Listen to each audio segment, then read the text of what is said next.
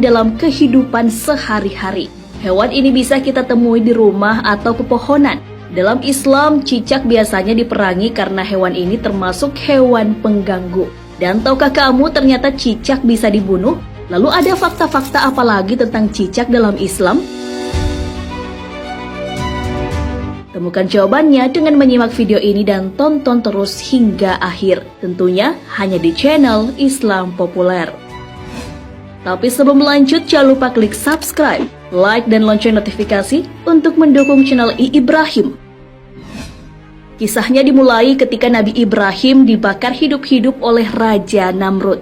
Diceritakan pada saat itu ada dua hewan yang berperan pada kejadian tersebut, yakni semut dan cicak. Dalam cerita itu, semut dengan susah payah memadamkan api dengan membawa air di mulutnya. Kemudian seekor burung berkata mewakili keheranan semua binatang yang menyaksikan peristiwa tersebut. Tidak mungkin setetes air liur yang ada di mulutmu mampu memadamkan kobaran api yang sangat besar itu, sahut si burung. Namun kemudian semut menjawab, memang air ini tidak akan bisa memadamkan api itu.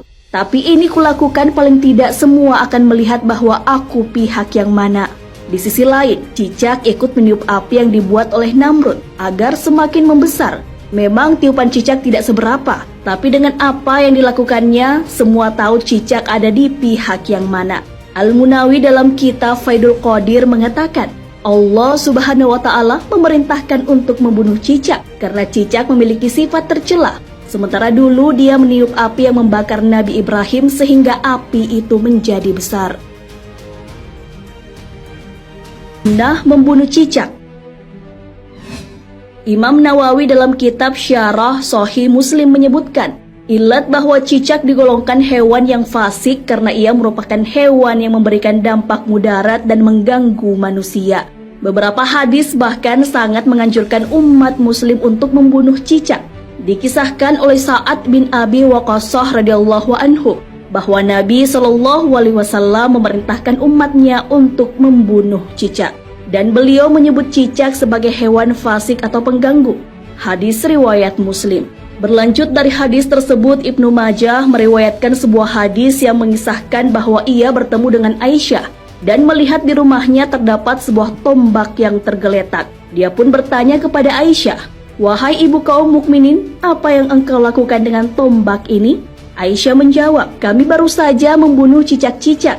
Sesungguhnya Nabi SAW pernah memberitahu kami bahwa tak kala Ibrahim alaihissalam dilemparkan ke dalam api, tak satu pun binatang di bumi saat itu kecuali dia akan memadamkannya, kecuali cicak yang meniup-niupkan apinya. Maka Rasulullah SAW memerintahkan untuk membunuhnya." Hadis riwayat Ibnu Majah.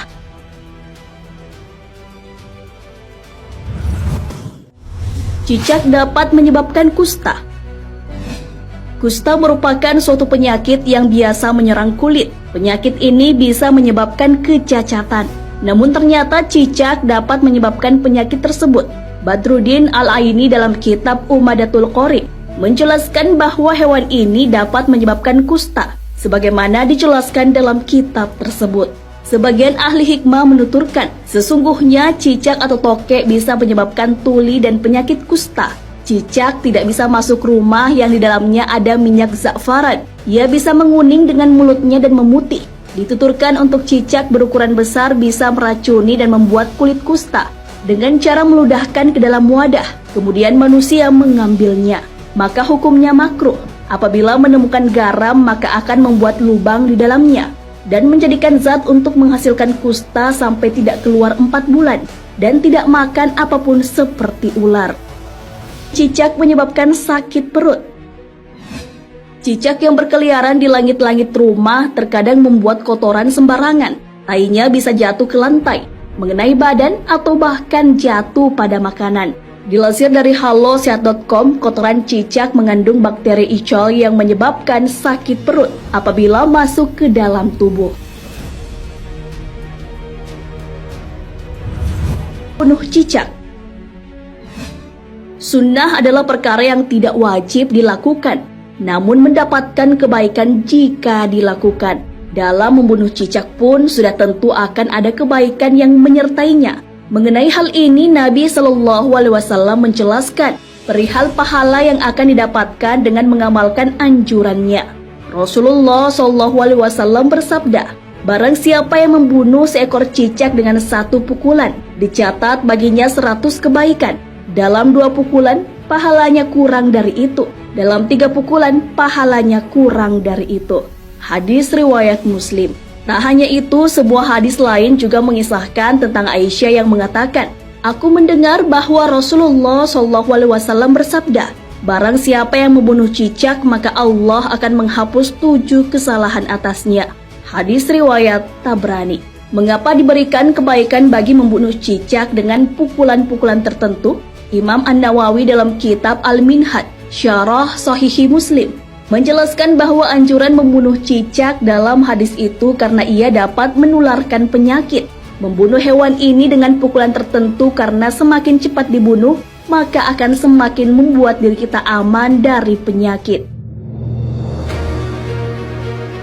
Sahabat beriman, hewan ini dianjurkan dibunuh karena dapat membahayakan kita, bukan karena alasan yang lain, apalagi karena dendam atas Nabi Ibrahim. Seperti yang dijelaskan dalam hadis Rasulullah SAW bersabda, tidak boleh ada bahaya dan tidak boleh membahayakan. Hadis riwayat Ibnu Majah dan disahihkan Al-Albani dalam Irwa Al-Ghalil.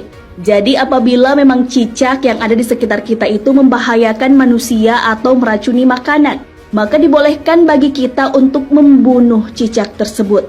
Wallahu a'lam bishawab. Sahabat beriman, jangan lupa berbagi informasi dengan share video ini, karena sebaik-baik manusia adalah yang paling bermanfaat bagi manusia. Wassalamualaikum.